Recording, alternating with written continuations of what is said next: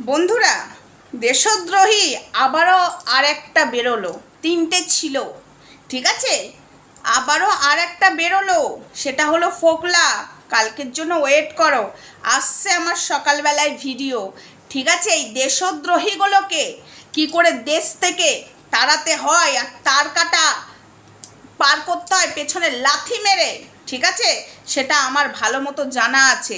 Ready থাক দেশদ্রোহী। কাজল পরে রাখবো তোমায় চোখের কোণে, গাইবো আমি শুনবে তুমি, আর যেন না কেউ না শোনে, অশুভ শুনে নিলে মাল খেয়ে কেলাবে যে, অশুভ শুনে নিলে মাল খেয়ে কেলাবে যে। দাঁত ফোকলা দাঁতে কাটি, সন্দীপ মারল জোড়া পায়ে লাথি। দাঁত ফোকলা দাঁতে কাটি, ঘরের বউটা মারল জোড়া পায়ে লাথি। 49 আমার বর তো দেয় না টাকা, পরপুরুষের কাছে যেতে হয় যে 49K।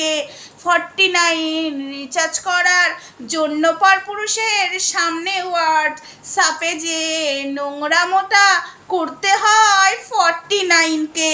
ফোকলা তুই রেডি থাক, তোর সঙ্গে এই তিনটে কেউ একসাথে পাঠাবো তার কাটা পর করে, বুঝেছিস? রেডি থাক, কাল সকালে আসছে একটা দেশদ্রোহী বেরোলো। এই ভারতে বসে কি না করেছে, আইনের আওতায় আনতে হবে।